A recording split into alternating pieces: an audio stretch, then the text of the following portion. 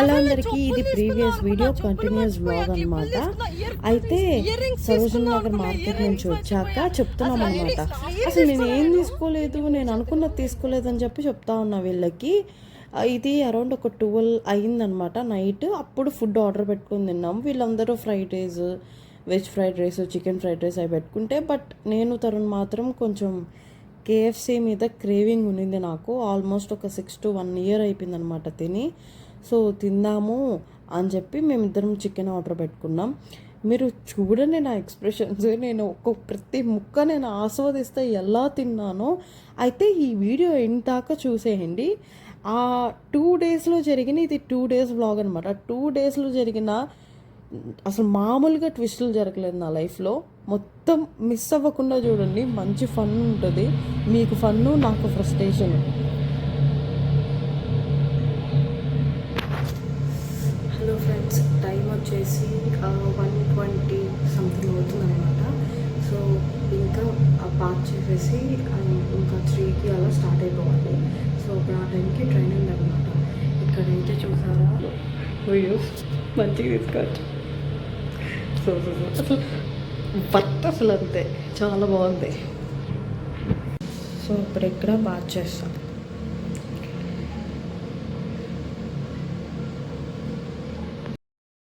ఏంటి రైల్వే స్టేషన్కి స్టార్ట్ అవ్వకుండా పడుకోందని అనుకుంటున్నారా?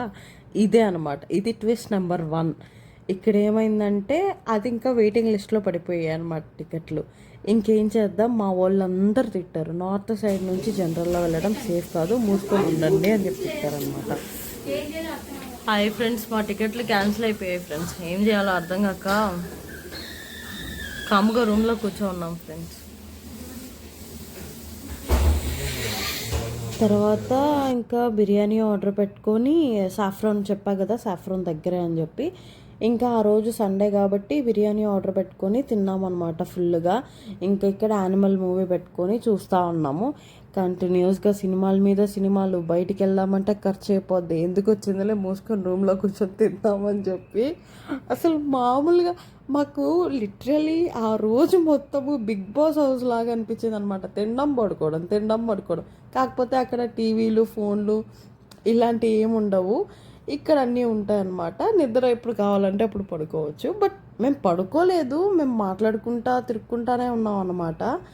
సో ఇంకా నవ్యకి ఇంకా పక్క రోజుకి నైట్కి 3 o'clockకి టికెట్ బుక్ చేసుకుందనమాట, ఫ్లైట్ టికెట్.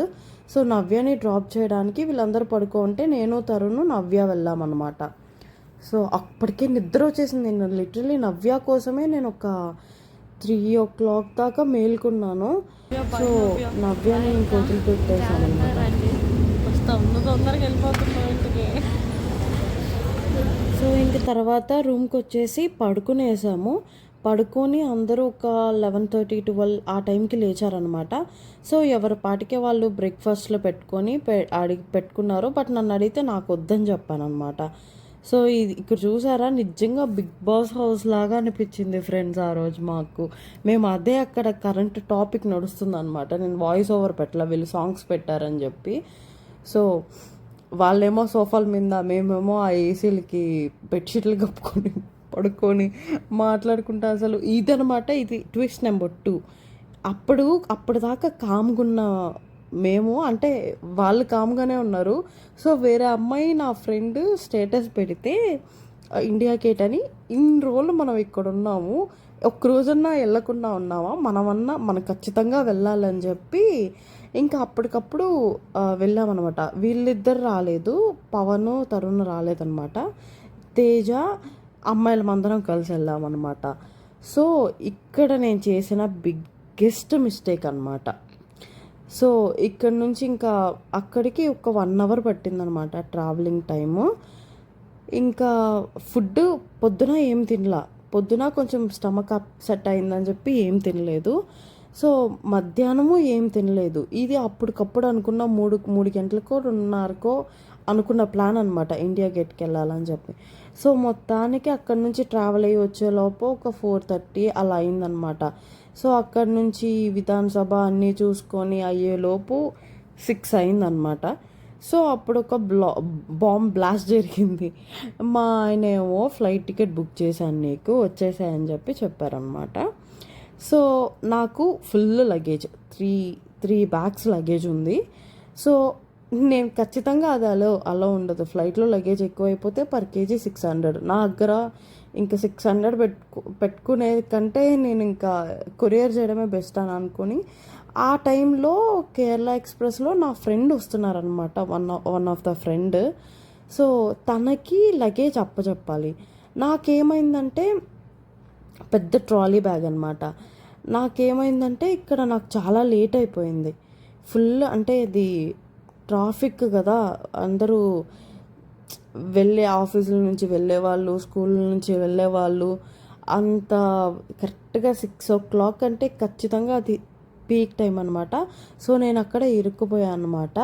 సో మళ్ళీ స్టంట్లు వేసుకొని ఎలాగోలాగా బ్యాగ్ ఇద్దామని చెప్పి వెళ్ళాను అనమాట. వెళ్ళేలోపు అక్కడ ట్రైన్ మూవ్